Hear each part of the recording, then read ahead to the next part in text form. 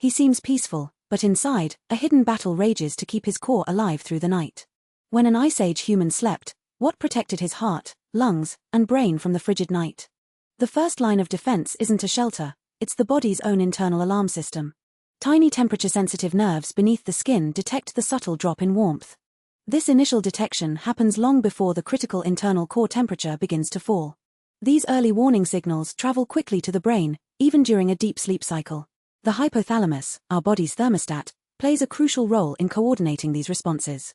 It constantly compares the current temperature against a preset, protected internal range. So, cold hands or feet do not automatically mean the body's core is already in danger. Even asleep, our thermal regulation systems remain active, always monitoring potential threats. Falling temperatures can cause restlessness, prompting partial waking or subtle movements. A sleeper might unconsciously curl tighter or instinctually move closer to a source of warmth. As cold exposure continues, the body activates a powerful defense, vasoconstriction. This is a clever process where blood vessels near the skin's surface begin to narrow. Imagine your core as a precious inner fire. The body works hard to keep its warmth concentrated. Warm blood flow is redirected away from the colder extremities, like fingers and toes. This means less warm blood reaches the cold surface, significantly reducing heat escape. The benefit is clear: the vital organs, heart, lungs, and brain remain protected longer. But the body pays a price for this core protection. The extremities become much colder. Fingers become stiff, fine movements become harder, and exposed areas face greater risk. Which matters more, keeping warm fingers, or ensuring the heart and brain stay safe and warm? Think of a building closing off unused rooms to keep its central living space comfortably warm. The body isn't literally turning off circulation, it's a precise adjustment, not a shutdown. When vasoconstriction isn't enough, the body deploys another powerful tool: shivering. Shivering consists of rapid, involuntary muscle contractions, a visible sign of internal work. These muscle movements consume energy, and in doing so, they release valuable heat. At first, it might begin as a gentle tremor, almost unnoticed, especially during sleep. But as the cold persists, the shivering can become stronger, more noticeable, and insistent. Could you truly sleep deeply while every muscle in your body kept switching itself on? Indeed, strong shivering often interferes with deep, restful sleep, potentially waking the sleeper. For a time, shivering can temporarily create a significant amount of heat, a vital emergency response. But this heat production requires fuel. It consumes stored and recently eaten energy reserves. A person with limited food or low energy reserves will find prolonged cold exposure much harder. Muscles, even powerful ones, cannot produce unlimited heat. Eventually, exhaustion sets in. Shivering is truly a critical warning sign, alerting the body to danger, not a perfect solution. Beyond shivering, the human body possesses another remarkable mechanism: brown adipose tissue. Often called brown fat, this specialized tissue can release stored energy directly as heat. This process, known as non-shivering thermogenesis, produces warmth without muscle movement. It's especially important for infants, who cannot shiver as effectively as older children or adults.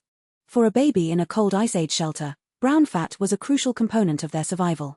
While more abundant in babies, adults also retain varying amounts of metabolically active brown fat.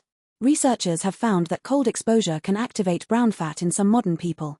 Its exact contribution varied based on age, body composition, temperature, and nutrition levels. Brown fat helps, but it is not a superpower, nor does it replace the need for warm clothing.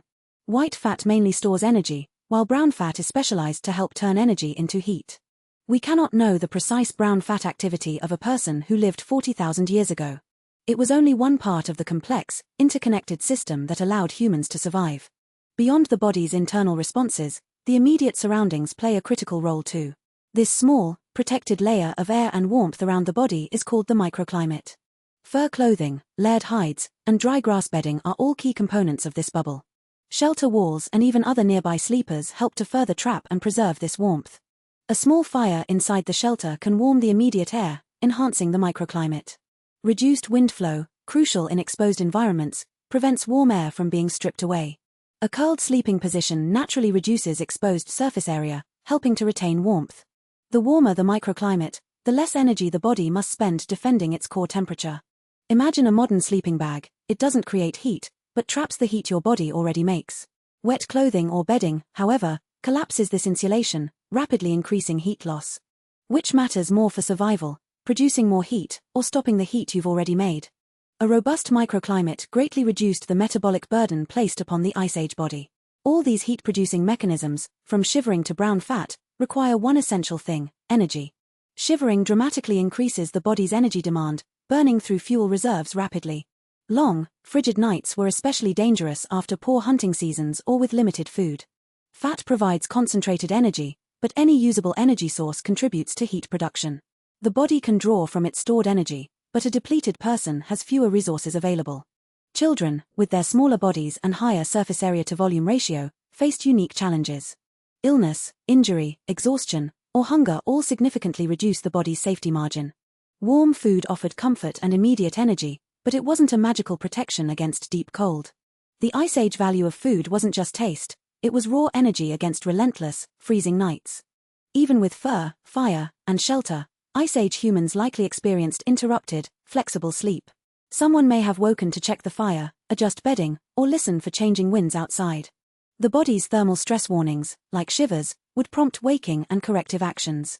Children might have needed repositioning or extra warmth, requiring active care during the night. Wet materials or shifting ground could have required immediate attention to maintain safety. The body generated warning signals, but culture taught people how to recognize and respond to them. The human body could detect cold, protect its core, produce heat, and even wake the sleeper. But these incredible biological systems alone were not enough for true Ice Age survival. They needed help from fur clothing, insulating bedding, robust shelter, fire, and cooperation. The deeper lesson is clear: biology helped humans endure, but culture made survival truly likely. The most powerful Ice Age adaptation was how human biology and shared knowledge worked together. Which defense would you trust most? Shivering, brown fat, fur, or shared warmth? Let us know.